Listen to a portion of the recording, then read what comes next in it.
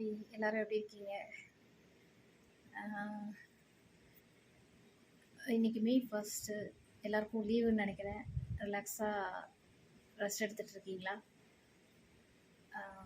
இன்னைக்கு வந்து குழந்தைங்களோட ஃபுட்டு பற்றி ஒரு விஷயம் ஷேர் பண்ணிக்கலாம் அப்படின்னு நினைக்கிறேன். இப்போ பிறந்த குழந்தைங்கள் வந்து 6 மாதம் வரைக்கும் கட்டாயமாக வந்து தாய்ப்பால் மட்டும்தான் கொடுக்கணும் அப்படின்னு டாக்டர் சொல்கிறாங்க. தண்ணி கூட கொடுக்கக்கூடாது அப்படின்னு சொல்கிறாங்க. கண்டிப்பாக நம்ம டாக்டர் சொல்கிறத கேட்டு தான் ஆகணும். இப்போ இருக்க சூழ்நிலையில் தாய்ப்பால் தான் வந்து குழந்தைக்கு கண்டிப்பாக சேஃபான ஃபுட்டாக இருக்கும். ஸோ இப்போ 6 மாதத்துக்கு அப்புறம் நம்ம குழந்தைங்களுக்கு என்ன கொடுக்கலாம் அப்படிங்கிறது நம்ம தெரிஞ்சுக்கணும். 6 மாதத்துக்கு அப்புறம் வந்து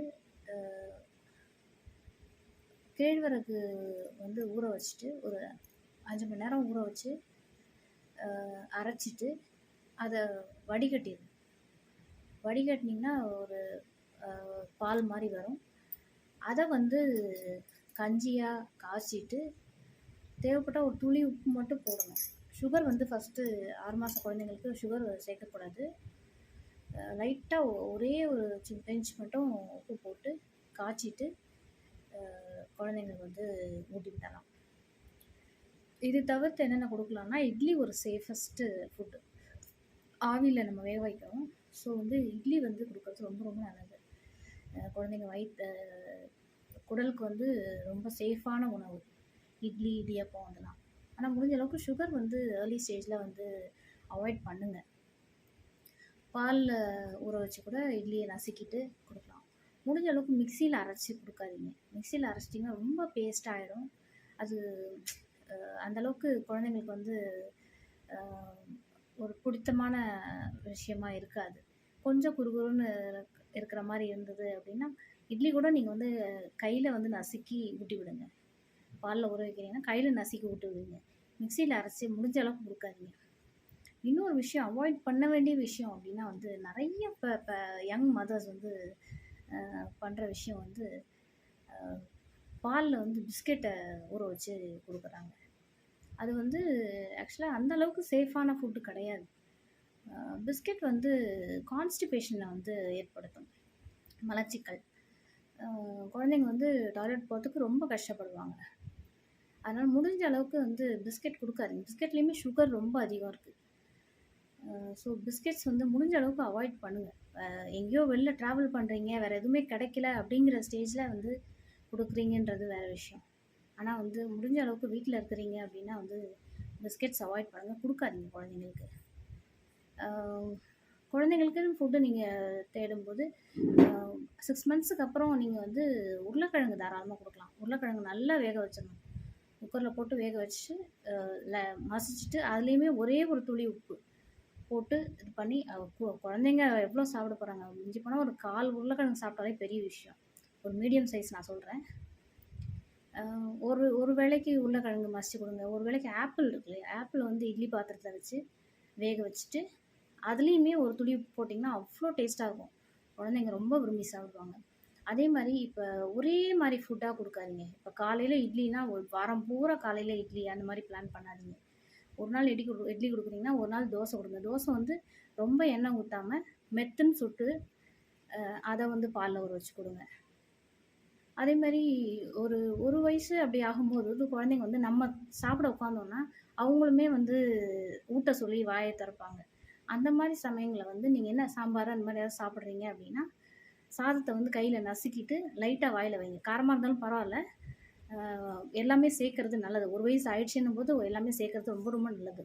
ஏன்னா குடல் வந்து கொஞ்சம் கொஞ்சமாக வந்து ஒவ்வொரு ஃபுட்டுக்கும் தன்னை தயார்படுத்திக்கிட்டே வரும். நம்ம ஒரேடியாக வெறும் பால் மட்டுமோ இல்லை பிஸ்கெட் மட்டுமோ இல்லை வெறும் இட்லி மட்டுமோ கொடுத்துக்கிட்டு இருந்தோம்னா குடல் வந்து டெவலப் ஆகிறது ரொம்ப லேட் ஆகும். அதே மாதிரி ஜீரணமாகிறது ரொம்ப லேட்டாக ஆரம்பிச்சிடும். 3 வயசு ஆனாலும் நீங்கள் வந்து வேறு நார்மலான ஃபுட்டே கொடுக்க முடியாது. ஸோ முடிஞ்ச அளவுக்கு 6 மாதத்துலேருந்து கொஞ்சம் கொஞ்சமாக கிராஜுவலாக ஒன்று ஆட் பண்ணிக்கிட்டே வாங்க.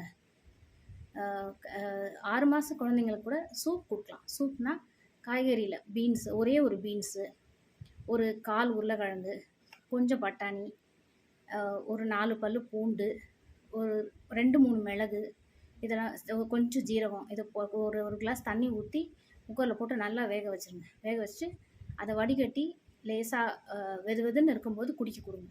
ஒருவேளை குடிக்க விருப்பப்படல குழந்தைங்க அப்படின்னா, நீங்கள் இட்லி ஊட்டுறீங்க இல்லையா, பாலுக்கு பதிலாக இந்த சூப் ஊற்றுங்க. சூப் ஊற்றிட்டு இட்லி அதில் மசிச்சுட்டு வாயில் வைங்க.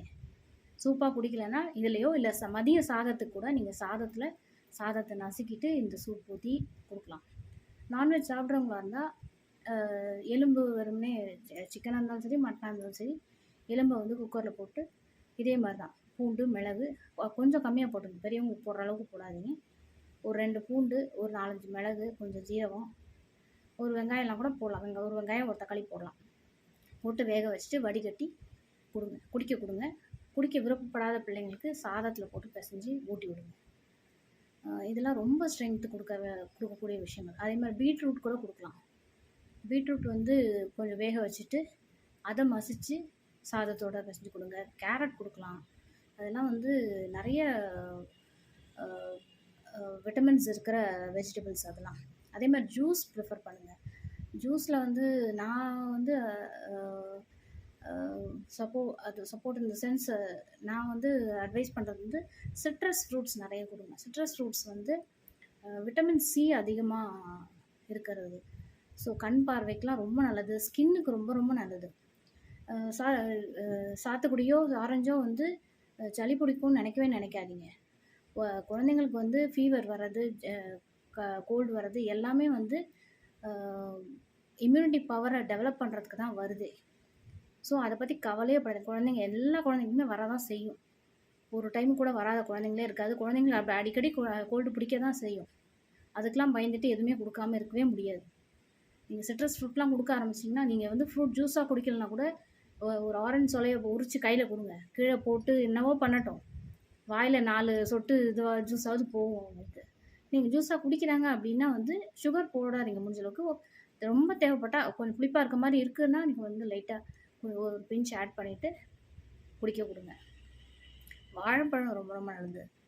செவ்வாழை, கற்பூரவள்ளி, இல்லைன்னா மலை வாழைப்பழம், அதெல்லாமே மிக்சியில் முடிஞ்ச அளவுக்கு அடிக்காதீங்க. கையில் நசுக்கி கொடுங்க. உங்களுக்கு எந்த ஃபுட்ஸாவது குழந்தைங்களுக்கு கொடுக்குறதுக்கு ரொம்ப நல்லது அப்படின்னு நீங்கள் ஃபீல் பண்ணிங்கன்னா எனக்கு கமெண்ட்டில் சொல்லுங்கள். நான் சொன்னதில் எதுவும் வந்து மாற்று கருத்து இருந்தாலும் நீங்கள் எனக்கு சொல்லுங்கள். அடுத்த வீடியோவில் பார்ப்போம். தேங்க்யூ.